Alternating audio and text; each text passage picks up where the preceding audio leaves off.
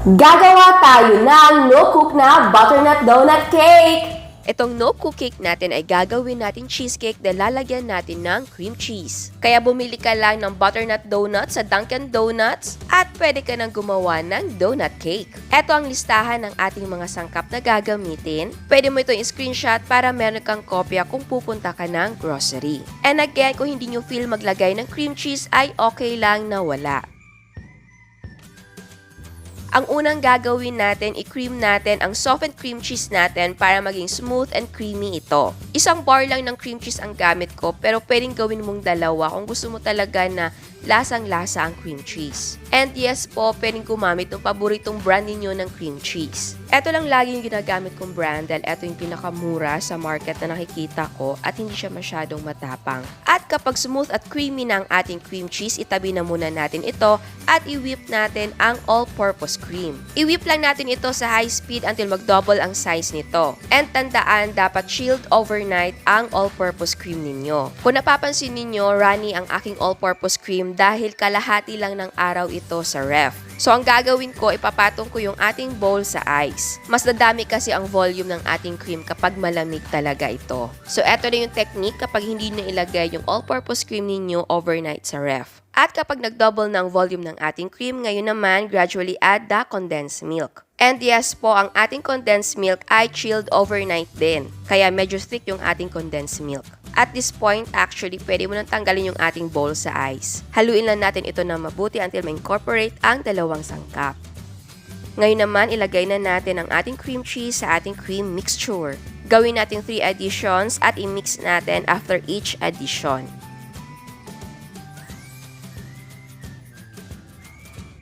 Kapag nahalo na natin ng mabuti ang cream cheese, ilagay na natin ang dissolved na gelatin. So, tinunaw ko lang ang ating gelatin sa boiling water. Kailangan talaga natin maglagay ng gelatin para tumayo or mag-firm or mag-set yung ating cake.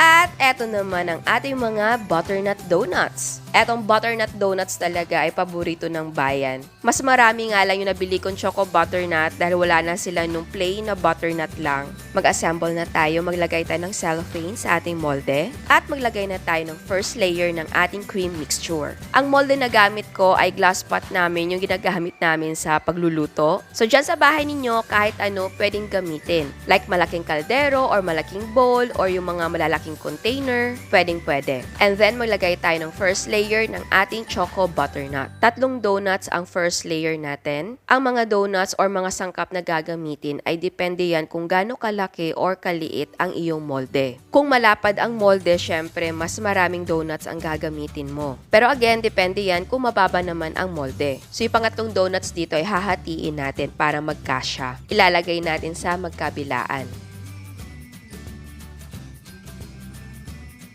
At i-cover natin ito ng second layer ng ating cream mixture. Sa sobrang lamig ng ating cream, medyo nag-thick talaga siya. Para spreadable pa din yung cream, gamitan mo lang siya ng mixer para ma-break yung firmness.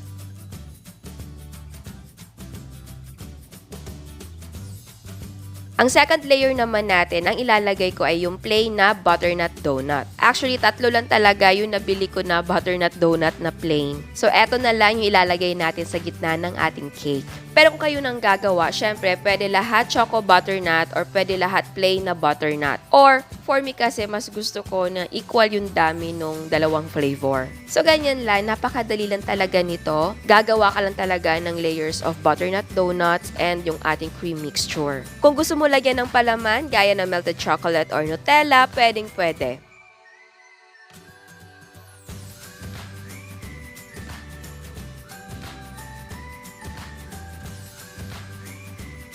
At ang last layer natin ay choco butternut donut. Kung gusto mo na mas matangkad ang cake, pwede mo namang gawing 2-tier ang cake. Kagaya ng ginawa natin dun sa ating Christmas cake. Pagkatapos natin i-assemble, ilagay natin sa refrigerator at i-chill natin siya overnight para mag-set ang ating cake.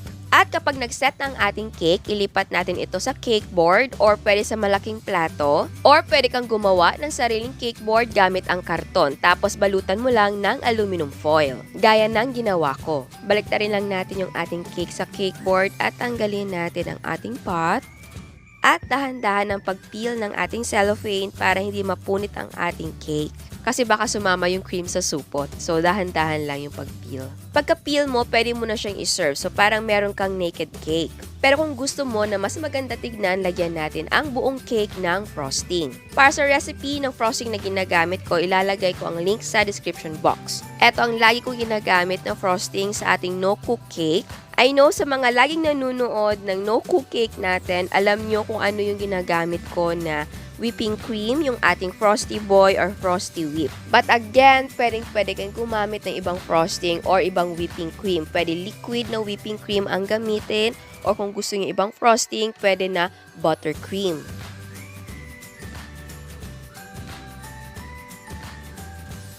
And syempre, para mas maganda, lagyan natin ng dekorasyon ang ating cake. Hinati ko yung natitirang donuts tapos naglagay ako ng konting whipping cream para maidikit natin siya sa cake. Pero kung gusto nyo na ibang style ang pag-decorate ng cake ay pwede. Basta attractive yung cake tignan.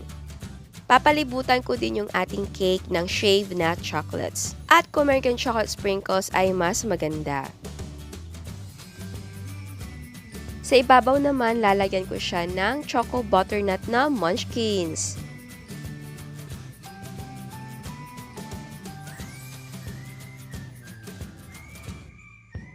At lagyan na din natin ng chocolate na whipped cream.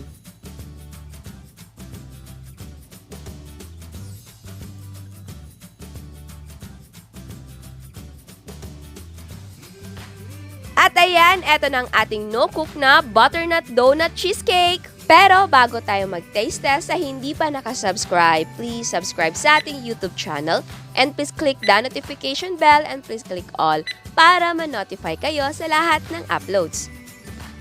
I know gusto nyo na malaman kung anong lasa nito. So ngayon titikman na natin. Papakita ko sa inyo kung anong itsura niya. Pagkahiwa natin. Oops. Ayan siya. Kita nyo ba? Yan. Laki.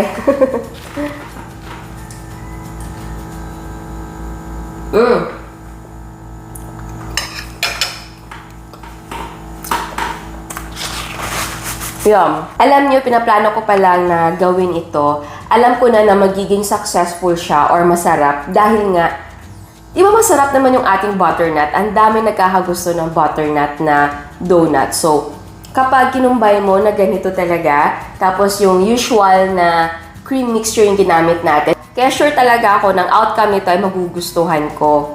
Alam nyo ba na halos lahat ng family ko mahilig sa butternut na donut?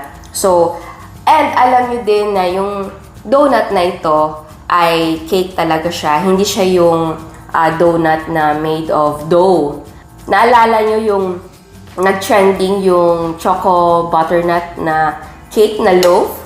Diba? Made of, ano talaga siya, chocolate cake ang ginawa natin. Tapos, gumawa tayo ng glaze. Tapos, yung kanyang coating, yung butternut coating, gumawa tayo nun. And aminin natin na kahit masarap yung ating ginawa na homemade na choco butternut na loaf cake, hindi talaga tayo nagiging close dun sa original na butternut donut ng Dunkin'.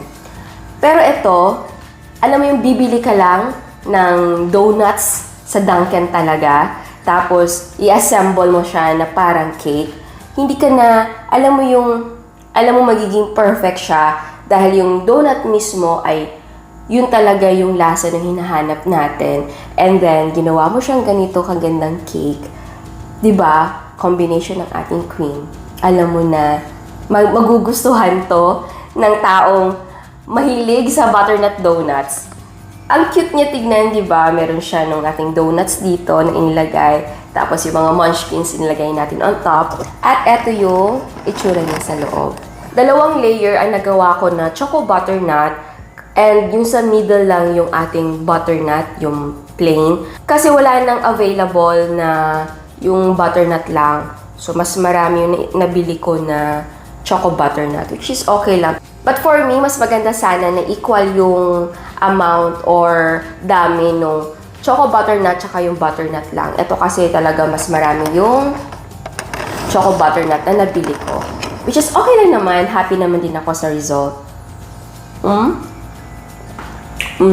sarap niya. Parang nag-level up siya, tapos nabigyan ng not another flavor, pero parang dagdag lasa. Kasi syempre, meron tayong cream cheese na inilagay. So, yung dating talaga niya, cake na cake. Sa itsura pa lang, tapos sa lasa niya, kasi nga, meron tayong mga inilagay na cream. And meron mo tayong frosting, tapos nagdaya pa tayo ng chocolate. So, alam mo yun, cake na cake yung dating. Ang saya ko. Matagal na talaga to na nasa plano ko.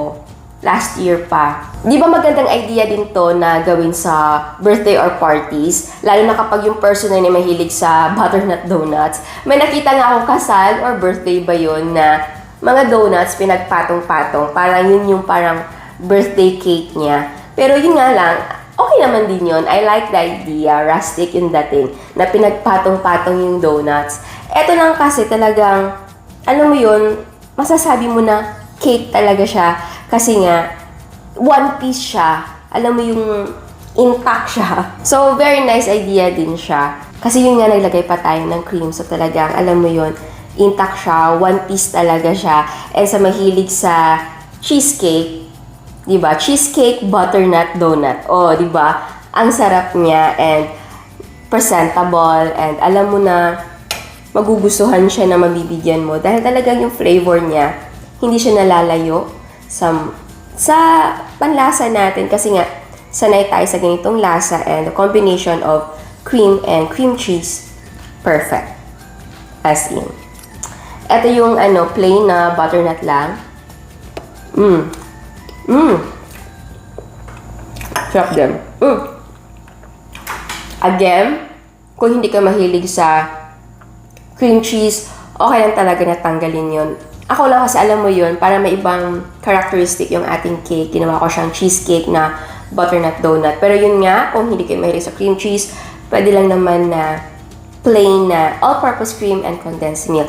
Kung gusto nyo maglagay ng konting vanilla extract, okay lang din. And kung sa kulay din, kung gusto nyo lagyan ng kulay yung ating cream, pwede din. Kung gusto nyo yung cream natin ay chocolate flavor, lagyan nyo ng konting cocoa powder. So, yun. Like I told you before, pwede kayong maging creative kung meron kayong gustong idagdag na parang mas gusto ko na ganito yung aking cake, okay lang po talaga. And don't worry, hindi naman siya madaling mag-melt. Pero, syempre kapag sobrang init ng panahon tapos outdoor yung party, may tendency na lalambot yung ating cake. Pero, for me siguro, kung hindi pa nagsisimula yung party, wala pang picture-picture, siguro wag na munang ilabas para safe, alam niyo yun. Pero, matagal na to sa labas, hindi nga lang siguro mainit kasi nasa loob lang. Siguro mga 1 hour, okay pa naman siya, standing pa rin. So yun nga, hindi ko pa siya na-try na ilabas talaga sa outdoor na, alam mo yun, mainit yung panahon. Hindi ko pa siya na-try, pero yun nga, para safe. At saka mo na siya ilabas kapag, alam mo yun, talagang start na yung party para hindi siya matumba or mag-shrink. Pero okay pa naman siya, oh. So, ayan, sana gustuhan yung ginawa natin ngayon dahil ako nagustuhan ko talaga. Ciao! Pero bago ako magpaalam, meron another dose of inspiration. Ito ang mga cakes ni Miss Isabel. At meron ding mga cakes si Miss Ivy.